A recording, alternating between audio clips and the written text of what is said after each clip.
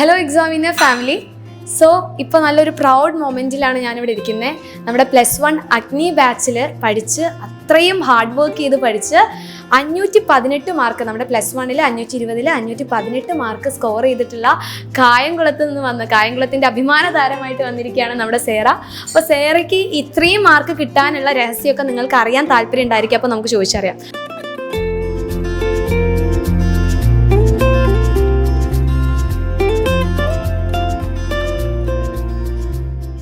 Hello Sera, അപ്പോൾ ആദ്യം തന്നെ ചോദിക്കാനുള്ളത്, ആദ്യം എനിക്ക് ചോദിക്കാനില്ല, ഈ വീഡിയോ കാണുന്ന ആൾക്കാർക്ക് ചോദിക്കാനുള്ളതായിരിക്കും, എങ്ങനെയാണ് ഇത്രയും ഒരു വലിയ മാർക്കിലോട്ട് എത്തിപ്പെട്ടത്?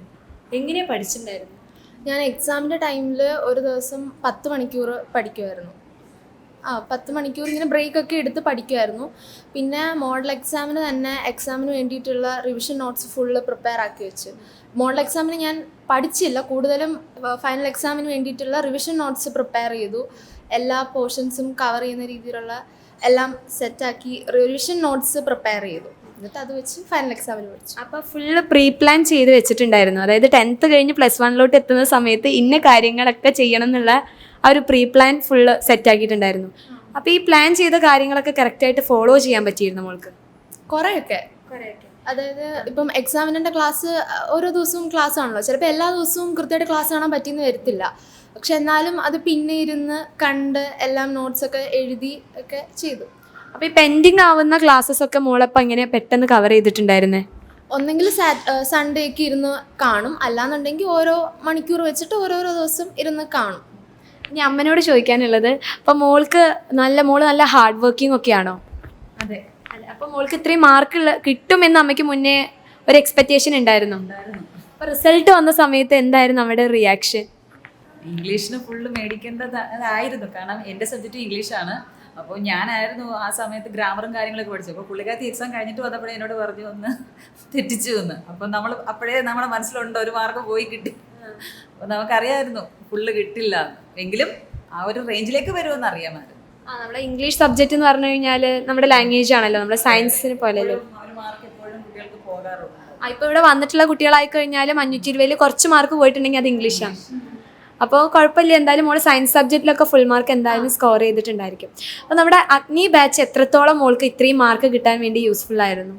അഗ്നി ബാച്ചിൽ എല്ലാവരുടെയും ക്ലാസ്സസ് കൃത്യമായിട്ട് കണ്ടാൽ തന്നെ നമുക്ക് ഒരു ടോട്ടൽ ഐഡിയ കിട്ടും. അത് ഒരുപാട് ഹെൽപ്പ് ചെയ്തിട്ടുണ്ട്. പിന്നെ അതേപോലെ ലൈവ് ക്ലാസ്സസും കാണുമായിരുന്നു, പിന്നെ ബാച്ചിലെ ക്ലാസ്സസും, പിന്നെ ബാച്ചിലെ നോട്ട് ഗൈഡ് അതും ഒരുപാട് ഹെൽപ്പ് ചെയ്തു. പ്രീവിയസ് ഇയർ ക്വസ്റ്റ്യൻസ് ആണെങ്കിലും നോട്ടാണെങ്കിലും വേറെ പ്രിപ്പയർ ചെയ്യണ്ടായിരുന്നു, അത് തന്നെ വെച്ച് അതിൽ തന്നെ മാർക്ക് ചെയ്ത് പഠിച്ചാൽ മതി. അത് ഡിലീറ്റഡ് പോർഷൻസ് ഉണ്ടെങ്കിലും അത് വെച്ച് തന്നെ പഠിക്കേണ്ട ആവശ്യമുള്ളായിരുന്നു. പിന്നെ റിവിഷൻ ബാച്ച് അവസാനമായപ്പോൾ റിവിഷൻ ബാച്ച് ഉണ്ടായിരുന്നല്ലോ, അതിൽ വന്നപ്പോഴത്തേക്കും അവിടെയും പ്രീവിയസ് ഇയർ ക്വസ്റ്റ്യൻസ് ഒക്കെ 2 മണിക്കൂറിൻ്റെയൊക്കെ ക്ലാസ്, ഒരു ചാപ്റ്റർ, ആ ഒരു പ്രീവിയസ് ഇയർ ക്വസ്റ്റ്യൻസിൻ്റെ ആ ഒരു വീഡിയോ കണ്ടാൽ മാത്രം മതി ചാപ്റ്റർ നമുക്ക് മൊത്തം മനസ്സിലാവുമായിരുന്നു. അങ്ങനെ ഒരുപാട് ഹെൽപ്പ് ചെയ്തിട്ടുണ്ട്. അപ്പോൾ മോള് പറഞ്ഞു ഞാൻ ഒരു 10 മണിക്കൂറൊക്കെ ഇരുന്ന് പഠിക്കുമായിരുന്നു പറഞ്ഞു. അപ്പോൾ മോൾക്ക് ഓരോ ടോപ്പിക്സ് പഠിക്കുന്ന സമയത്ത് കുറേ തവണ വായിച്ചു നോക്കി പഠിക്കണോ, അതോ ആ ടോപ്പിക്സ് പഠിക്കുമ്പോൾ നോട്ട്സ് ഉണ്ടാക്കിയിട്ടാണ്? അപ്പോൾ ഇത്രയും സമയം മോള് പഠിക്കുന്നുണ്ടല്ലോ, അപ്പോൾ അതെങ്ങനെയാണ് ഈ 10 മണിക്കൂർ എങ്ങനെയാണ് മോള് പഠിക്കുന്ന രീതി? ഞാൻ ആദ്യം ഒരു ചാപ്റ്റർ എടുക്കും. ഞാൻ എക്സാമിനൻ്റെ ആപ്പിലെ ക്ലാസ് എടുത്തു വെച്ച് ആദ്യം ഒന്ന് കാണും. അത് കാണുന്നതോടൊപ്പം തന്നെ ഞാൻ നോട്ട് ഒന്നെങ്കിൽ ഗൈഡിൽ അല്ലെങ്കിൽ ടെക്സ്റ്റിൽ മാർക്ക് ചെയ്യും, വേറെ എഴുതാറില്ല. പിന്നെ സ്കൂളിലെ നോട്ട് ഉണ്ടെങ്കിൽ അതിലൊന്നെങ്കിൽ അണ്ടർലൈൻ ചെയ്തിടും, അത്രയേ ഉള്ളൂ. ഞാൻ അതിൽ തന്നെ നോട്ട് വെച്ചിട്ട് അതിനോടൊപ്പം തന്നെ പഠിക്കും. പിന്നെ പ്രീവിയസ് ഇയർ ക്വസ്റ്റ്യൻസ് ഒരുപാട് ചെയ്ത് നോക്കും. ആൻസേഴ്സ് ഇല്ലാതെ കുറേ ക്വസ്റ്റ്യൻസ് എടുത്ത് വെച്ചിട്ട് ഞാൻ ചെയ്ത് നോക്കും. അപ്പോൾ ആൻസർ കിട്ടുന്നുണ്ടോ നോക്കും, അങ്ങനെ. അപ്പോൾ വളരെ സിമ്പിളായിട്ടുള്ള രീതിയിലൊന്നും അല്ല ഈ മാർക്ക് വാങ്ങിച്ചിട്ടുള്ളത്. മോൾ ആദ്യം മുതൽ തന്നെ ഫുൾ പ്ലാൻ ചെയ്ത് ഒന്ന് ജസ്റ്റ് തിങ്ക് ചെയ്യുക, 10 മണിക്കൂറൊക്കെ ഇരുന്ന് പഠിക്കുക എന്ന് പറയുമ്പോൾ, അതും കുഞ്ഞു ബ്രേക്കൊക്കെ എടുത്തിട്ടായാലും ആ ഒരു 10 hours പഠിക്കണം എന്ന് ഫിക്സ് ചെയ്തിട്ട് ആ ഒരു കാര്യം മുന്നോട്ട് വെച്ചിട്ട് തന്നെയാണ് പഠിച്ചിട്ടുണ്ടായിരുന്നത്. അപ്പോൾ ഒരു 520 വിചാരിച്ചിട്ട് തന്നെയാണ് മോള് മുന്നോട്ട് പോയിട്ടുണ്ടായിരുന്നത്. പക്ഷേ ലാംഗ്വേജിൽ പോയതുകൊണ്ട് അത് സയൻസ് സബ്ജക്റ്റ് നോക്കുകയാണെങ്കിൽ മോൾക്ക് ഫുൾ മാർക്ക് ഉണ്ട്, എല്ലാ സബ്ജക്റ്റിലും ഫുൾ മാർക്ക് ഉണ്ട്. അപ്പോൾ ഈ മോൾക്ക് ഏറ്റവും ഇഷ്ടപ്പെട്ട സബ്ജക്റ്റ് ഏതാ? എനിക്ക് മാത്സും ഫിസിക്സും ആയിരുന്നു എനിക്ക് ഏറ്റവും ഇഷ്ടം. അത് അലൻ സാറും അലക്സ് സാറും പഠിപ്പിക്കുന്നത് എനിക്ക് ഏറ്റവും ഇഷ്ടം. അവർ രണ്ടുപേരെയും പഠിപ്പിക്കുന്ന രീതിയൊക്കെ എനിക്ക് ഭയങ്കര ഇഷ്ടമാണ്. എനിക്ക് അവരുടെ ക്ലാസ് അറ്റൻഡ് ചെയ്യാനേ ഭയങ്കര ഇഷ്ടമാണ്. പിന്നെ +1 വന്നപ്പോൾ ബയോമാത്സ് എടുക്കുന്ന സമയത്ത് ഒരു കൺഫ്യൂഷൻ ഉണ്ടായിരുന്നു, കമ്പ്യൂട്ടർ എടുക്കണോ ബയോളജി എടുക്കണോ എന്ന്. അപ്പം അർച്ചന മിസ്സിനെ വിചാരിച്ചുകൊണ്ടാണ് ഞാൻ ബയോളജി പോലെ എടുത്തത്. ഓക്കെ, അപ്പോൾ നമ്മുടെ എക്സാമിനർ ഫാക്കൽറ്റി അല്ലേ, അതായത് നമ്മുടെ അർച്ചന മിസ്സിൻ്റെ ക്ലാസ് അയ്യോ ഇനി ഞാൻ 10 കഴിഞ്ഞ് +1 എത്തുന്ന സമയത്ത് എനിക്ക് മിസ്സാവുമല്ലോ, അപ്പോൾ ആ ക്ലാസ്സസ് എനിക്ക് കാണാമല്ലോ എന്ന് പറഞ്ഞ് ബയോമാക്സ് എടുത്ത് മോള് പഠിച്ചു. അപ്പോൾ എങ്ങനെ ഉണ്ടായിരുന്നു മോൾക്ക് ബയോളജി ബുദ്ധിമുട്ടുള്ള സബ്ജക്റ്റാണോ?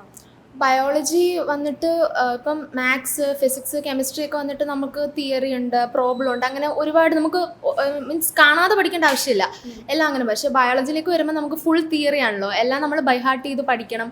പിന്നെ +1 വന്നപ്പം പോർഷൻസ് ഒക്കെ ഒരുപാട് വലുതായി, എല്ലാം ഒരു ചാപ്റ്റർ ഇങ്ങനെ പഠിച്ച് വരുമ്പോൾ ബാക്കി എന്നുള്ളതൊക്കെ മറക്കും, അങ്ങനെ കുറച്ച് ബുദ്ധിമുട്ടൊക്കെ ഉണ്ടായിരുന്നു. പക്ഷേ കുഴപ്പമില്ലായിരുന്നു. ഓക്കെ, അപ്പോൾ മോൾ എന്തായാലും അടിപൊളിയായിട്ട് തന്നെയാണ് ആദ്യം ആ ടൈം ടേബിൾ ഫോളോ ചെയ്ത് മാക്സിമം പോകാൻ വേണ്ടിയിട്ട് മോൾ നോക്കിയിട്ടുണ്ടായിരുന്നു. അപ്പോൾ മോൾക്ക് ഇനി ഇപ്പോൾ സാധാരണ നമ്മൾ എല്ലാ കുട്ടികളോടും ചോദിക്കുന്ന സമയത്ത്, ഇപ്പോൾ ഞാനൊക്കെ എൻ്റെ ആ ഒരു സമയത്തൊക്കെ ആണെങ്കിൽ ചോദിക്കുമ്പോൾ ഏറ്റവും ബുദ്ധിമുട്ടുള്ള സബ്ജക്റ്റ് ഏതാണെന്ന് വെച്ചാൽ മാത്സാണ്, മാത്സ്, ഫിസിക്സ്. പക്ഷേ മോള് പറയുന്നത് ഫിസിക്സും മാത്സും ആണ് എൻ്റെ ഫേവറേറ്റ്. നമ്മൾ സാധാരണ ഈ ബയോളജി അതിങ്ങനെ പഠിച്ചാൽ മതിയല്ലോ, മറ്റേതിങ്ങനെ കണ്ടെത്തിയിട്ട് ഇങ്ങനെ അവസാനം 2 വര ഇടാൻ കിട്ടൂല. ഈ മാത്സ് ഒക്കെ ചെയ്യുമ്പോൾ നമുക്ക് ഏറ്റവും കൂടുതൽ ഹാപ്പിനെസ് ഉണ്ടാവുക, എല്ലാം ചെയ്ത് കഴിഞ്ഞാൽ അവസാനം 2 ഒരു അണ്ടർലൈൻ ചെയ്യാറുണ്ട്, അപ്പോഴാണ് ഒരു സന്തോഷം. പക്ഷെ ഇങ്ങനെ ചെയ്യുമ്പോൾ അത് ഇടാൻ കിട്ടുന്ന ചാൻസ് വളരെ കുറവായിട്ടാണ് കിട്ടുന്നത്. അപ്പോൾ മോൾ എങ്ങനെയാണ് ഈ 2 സബ്ജക്റ്റിന് ഏറ്റവും ഇഷ്ടപ്പെടാനുള്ള കാരണം എന്താ? അത് ഒന്നെന്ന് പറഞ്ഞു കഴിഞ്ഞാൽ നമ്മളൊന്നും കാണാതെ പഠിക്കേണ്ട, മാത്സ് ആകുമ്പോൾ കാണാതെ പഠിക്കേണ്ട. ഇപ്പോൾ ഇക്വേഷൻസ് ആണെങ്കിലും കാണാതെ പഠിക്കേണ്ട ആവശ്യമില്ല. ഒരു ക്വസ്റ്റ്യൻ ഒരു 2-3 തവണ ചെയ്ത് പഠിക്കുമ്പോൾ തന്നെ നമുക്കത് മനസ്സിലാവും. അപ്പം പിന്നെ ഒരുപാട് പ്രീവിയസ് ഇയർ ക്വസ്റ്റ്യൻസും ഒരുപാട് മോഡൽ ക്വസ്റ്റ്യൻസും ഒക്കെ ചെയ്ത് കഴിയുമ്പോൾ നമുക്കത് തറവായിരിക്കും. ആ ഒരു രീതിയിലുള്ള ഏത് ക്വസ്റ്റ്യൻസ് വന്നാലും ഫൈനൽ ആൻസർ തെറ്റിപ്പോയാലും നമുക്ക് അവിടെ വരെയുള്ള സ്റ്റെപ്പ് നമുക്ക് കറക്റ്റായിട്ട് ചെയ്യാനുള്ള ഒരു ഐഡിയ കിട്ടും. പ്രീവിയസ് ഇയർ ക്വസ്റ്റ്യൻസ് മാത്രം ചെയ്താൽ മതി. അതേപോലെ തന്നെ ഫിസിക്സ് ആണെങ്കിലും തിയറിയൊക്കെ പഠിക്കാൻ എളുപ്പമാണ്. അലക്സ് സാറും ദിൽഷ മിസ്സും അടിപൊളിയായിട്ട് പഠിപ്പിച്ചായിരുന്നു. അവസാനമൊക്കെ ആയപ്പോഴത്തേക്കും നന്നായിട്ടുണ്ടായിരുന്നു. പിന്നെ ഡെറിവേഷൻസും പ്രോബ്ലം ഒക്കെ അടിപൊളിയായി. ഓക്കെ, അപ്പോൾ ബയോളജി മോള് പറഞ്ഞു എനിക്ക് തിയറി പഠിച്ചെടുക്കാൻ ബുദ്ധിമുട്ടായിരുന്നു എന്ന്. അപ്പോൾ മോള് ബയോളജിക്ക് കുറേ നേരം ടൈം സ്പെൻഡ് ചെയ്ത് എങ്ങനെയായിരുന്നു ബയോളജി പഠിച്ചിട്ടുണ്ടായിരുന്നത്?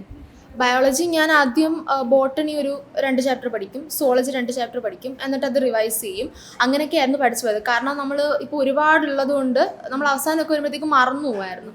അപ്പോൾ അങ്ങനെ അങ്ങോട്ടും ഇങ്ങോട്ടൊക്കെ മിക്സാക്കിയാണ് പഠിച്ചത്. പിന്നെ കുറേ കോഡൊക്കെ വെച്ച് ഒക്കെ പഠിച്ചു. അപ്പോൾ മോള് പറഞ്ഞു ഒത്തിരി പഠിക്കാൻ, നമ്മുടെ ടെക്സ്റ്റ് ബുക്ക് തന്നെ നല്ല കട്ടിയുള്ള ടെക്സ്റ്റ് ബുക്ക്, അപ്പോൾ അതിൽ ഒത്തിരി പഠിക്കാനുള്ള കാര്യങ്ങളുണ്ട്. അപ്പോൾ മോള് പറഞ്ഞു ഇങ്ങനെ മറന്നു പോകുന്നു. അപ്പോൾ മറവിക്ക് വേണ്ടി മോൾ എന്ത് ഗുളിക കഴിച്ചിട്ടുണ്ടായിരുന്നു? അതായത് എന്ത് ടിപ്സാണ് ഉദ്ദേശിച്ചത്?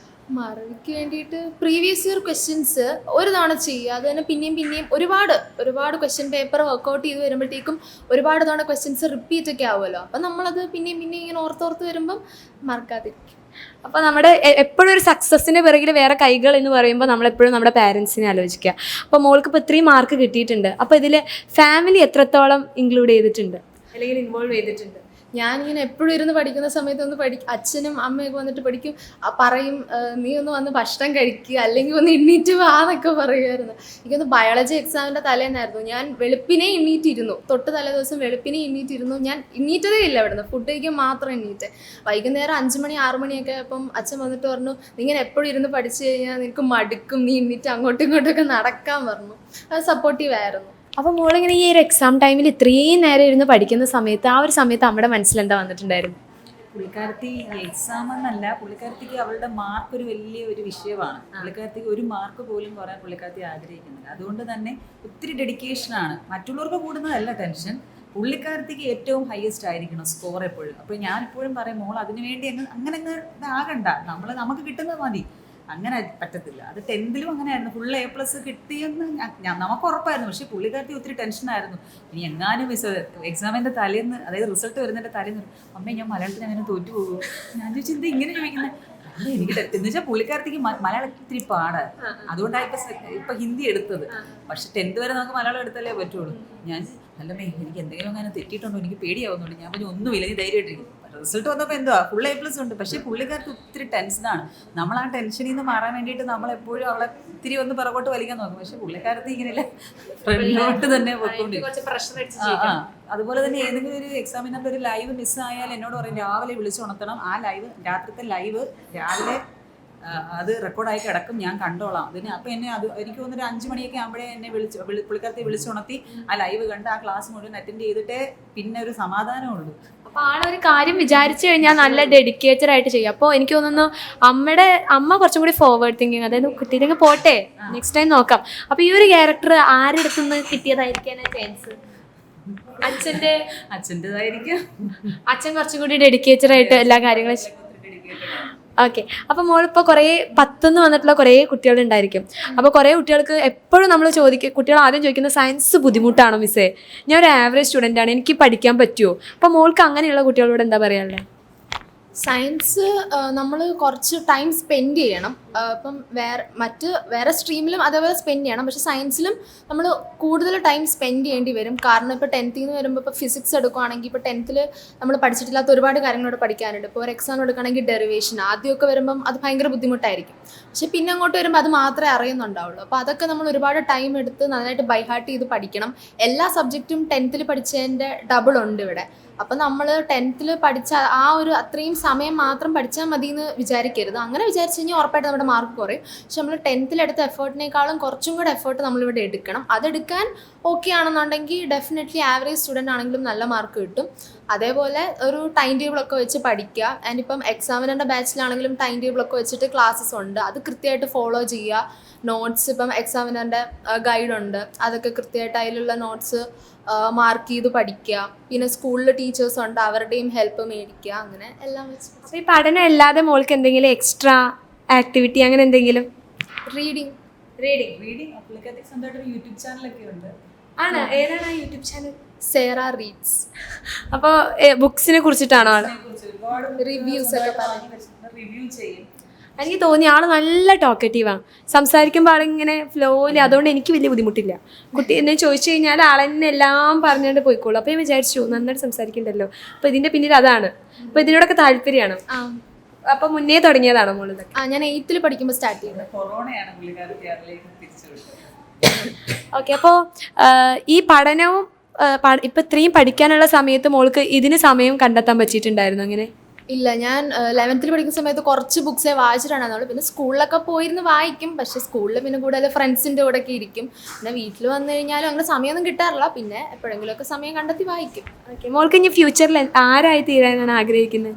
എനിക്കൊരു IPS ഓഫീസർ ആവണമെന്നാണ് ആഗ്രഹം. അപ്പോൾ അതിന് വേണ്ടിയിട്ട് ഇപ്പം തന്നെ പ്രിപ്പറേഷനൊക്കെ തുടങ്ങിയിട്ടുണ്ടോ? ഇല്ല, അങ്ങനെയൊന്നും സ്റ്റാർട്ട് ചെയ്തില്ല. എന്തായാലും അങ്ങോട്ട് എത്താൻ വേണ്ടി എന്തായാലും മോൾ അത്രയും ഡെഡിക്കേറ്റഡ് ആണ് എന്ന് പറഞ്ഞ സ്ഥിതിക്ക് മോൾക്ക് തോന്നുന്നു അതിന് വേണ്ടിയിട്ട് തന്നെ നന്നായിട്ട് ഹാർഡ് വർക്ക് ചെയ്യും. അപ്പോൾ ഇതേപോലെ തന്നെ അടിപൊളിയായിട്ട് പഠിക്കുക. +2 1200 1200 മാർക്കും വാങ്ങിച്ച് നെക്സ്റ്റ് ഇൻ്റർവ്യൂവിൽ മോൾ ഇങ്ങോട്ട് വരിക. അന്ന് അച്ഛനെ എല്ലാവരും കൂട്ടിയിട്ട് വരിക. So all the best, congrats.